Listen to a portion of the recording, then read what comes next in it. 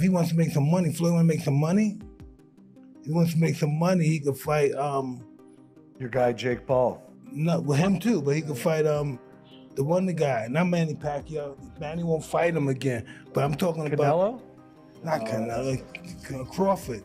Oh, Terrence Crawford. You can't force Usyk to fight anybody. You can't force anyone to fight anybody. You know, the will has to be on Usyk's side. Can you miss? And because his range control is so good, he's in.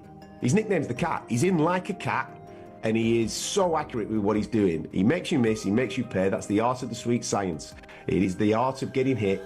Mike Tyson recently shared his thoughts on Floyd Mayweather during a conversation with Shaquille O'Neal on his podcast. Tyson said that if Mayweather ever stepped into the ring with Alexander Usyk, he'd be completely outmatched and destroyed. He pointed out that while Mayweather earns heavyweight-level money, he's never actually faced the kind of danger real heavyweights bring. Tyson also claimed that if Mayweather returns to boxing, it'll be for financial gain, not to take on serious challenges.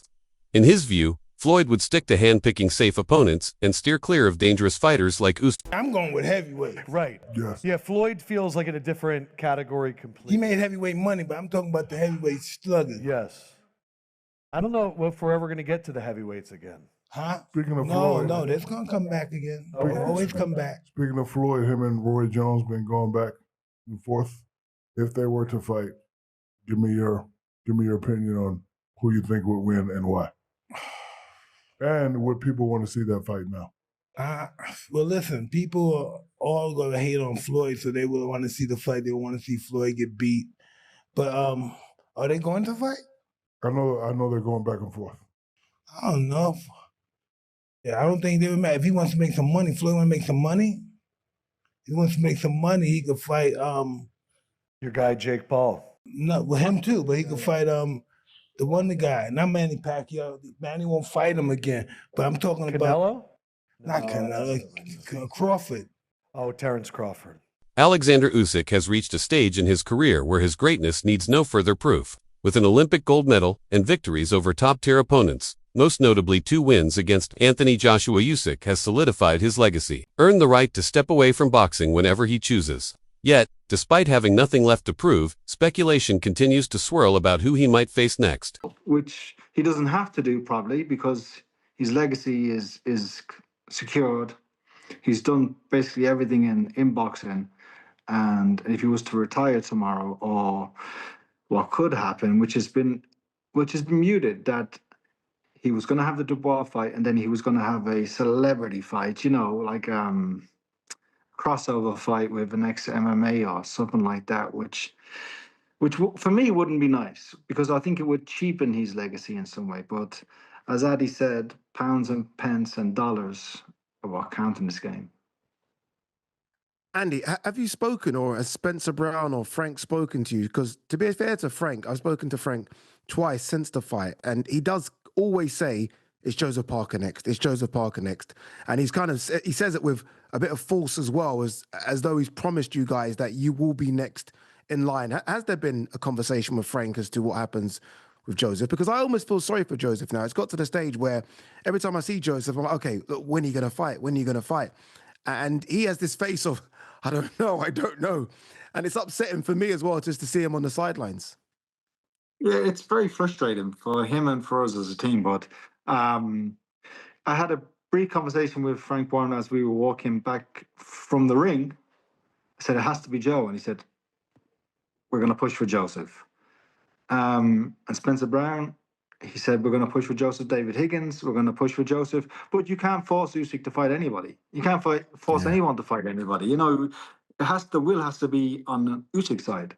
Joseph Parker is one of the names being floated as a potential opponent for Usyk, though nothing has been confirmed. Meanwhile, several other heavyweights are lining up, eager for a chance to face him. However, Usyk has made it clear that he only plans to fight once more. That declaration has only heightened the intrigue surrounding who his final opponent will be. The will has to be on Usyk's side. The will for Joe is there. He'd fight anybody, and as he's shown. But the will has to be, and the want has to be on Usyk's team. Put your fighter hat on for me if you can, Andy. Again, I mean, I saw. It's funny because the video of Dubois getting knocked out, there's you and Joe in the background, and I can see both of your reactions. When you're watching that, I mean, again, you've seen some of the best heavyweights in the world. You've been in camp with some of the best heavyweights in the world. When you're watching that, are you watching it like myself and thinking, okay, this is an all-time great you're seeing? First and foremost, I watched it as a fan and I enjoyed the fight. And I thought Dubois started really well. But there's something about Usyk, isn't it? And just this change after round one, round two, Dubois was having some success, landing right hands. Usyk has never been the type to shy away from challenges or drag out negotiations. He's earned respect not only for his talent in the ring, but also for his readiness to face anyone, anytime. While many fighters get caught up in long talks, media drama, and promotional delays, Usyk takes a straightforward approach. Once he agrees to a bout, he gets down to business, no games, no excuses. His reputation as a no-nonsense warrior has made him one of the most respected figures in boxing, admired by fans and promoters alike for always showing up when it counts. The one thing I would say that we have to appreciate from Usyk is how he's so willingly down to fight anybody, right? Typically in boxing, you look at how boxing is structured. You have the Ali Act where a fighter could be like, nah, I don't want to fight him. Okay, we're going to strip you of your belt since you don't want to, defend that belt, right? How long does it take us to get a Gervonta Davis to fight, maybe a Devin Haney, or a Ryan Garcia fighting somebody else, right? It takes fucking forever. But now when it comes to Usyk, Usyk, he's a champion. Okay, your next title, person you have to defend against is Dubois. Perfect. Send me the contract. I will be ready. Yeah. You don't get that nowadays in boxing. You don't fucking get that. But when he fights, that's one thing I love about him. Mm-hmm. Just beating Daniel Dubois in a rematch, the younger guy, and he's made it look easier against him and schooled him and destroyed him. That is the pinnacle of skill in boxing. That's the pinnacle of the fucking sport. Being a 3-time undisputed champion across different levels isn't something that happens by accident. Usyk's journey from cruiserweight to heavyweight wasn't just about putting on weight. It was about evolving as a fighter and proving he could beat the best, no matter their size. His back-to-back victories over elite heavyweights like Anthony Joshua showcased his ability to outthink and outwork physically bigger opponents. Beyond boxing, Usyk also served his country during wartime, putting his career on hold. That choice alone shows a different kind of bravery. He is not only skilled, but a true athlete who stands for discipline, heart, and honor.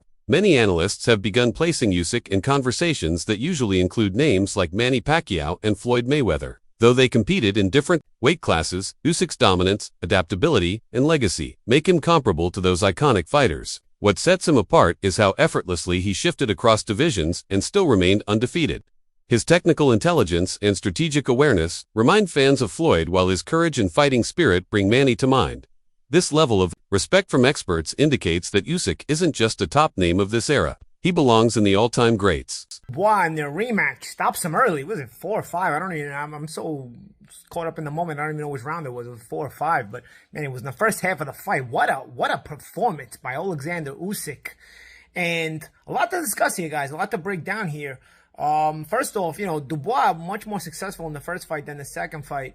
Was the wet ring? Did the wet ring have anything to do with it? I saw in the post-fight interview, Dubois was asked about why he couldn't land his jab.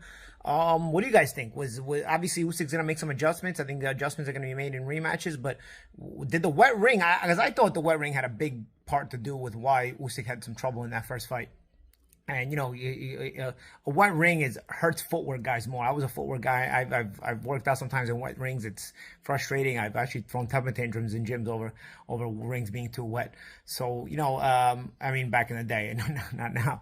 But what I'm saying is, to fight in a wet ring, that had to have some effect on Usyk and his footwork, because he's a footwork guy. And tonight you just saw his footwork was stupendous, magnificent. Floyd Mayweather has built his legacy on making smart, strategic choices both in and out of the ring. Experts agree that if a fight offers high financial reward with minimal risk, Floyd is likely to take it. Known for his meticulous approach, he studies his opponents closely and selects them carefully to protect his undefeated record. This calculated method has brought him enormous paydays, but it also highlights his unwillingness to step into situations where the risk outweighs the reward. If the money is right and he can maintain control over the terms, Floyd may return, but only after carefully choosing the right opponent. Joe Rogan has frequently praised Floyd Mayweather for his exceptional defensive skills. In one of his discussions, he highlighted how Floyd can stand right in front of his opponent and still avoid getting hit. He doesn't rely on flashy punches or excessive movement. Instead, His timing, shoulder rolls, and subtle shifts make him nearly impossible to land a clean shot. This defensive mastery frustrates opponents and often forces them into making costly mistakes. Rogan pointed out that even when Floyd appears idle, he's actually controlling the rhythm of the fight with his mind. His defense isn't just physical, psychological. Similarly, Usyk's footwork is a thing of beauty. Adam Catterall once compared Usyk's footwork to ballet. The comparison is surprisingly fitting. He moves around the ring with effortless grace, maintaining perfect balance while constantly shifting angles. Opponents often struggle to keep up, appearing stiff and sluggish by comparison. His rhythm, timing, and movement throw off even the most seasoned fighters. Usyk is quick without being frantic, aggressive without losing composure. Heavyweights who rely more on power than agility simply can't match the fluidity and control he brings to the ring.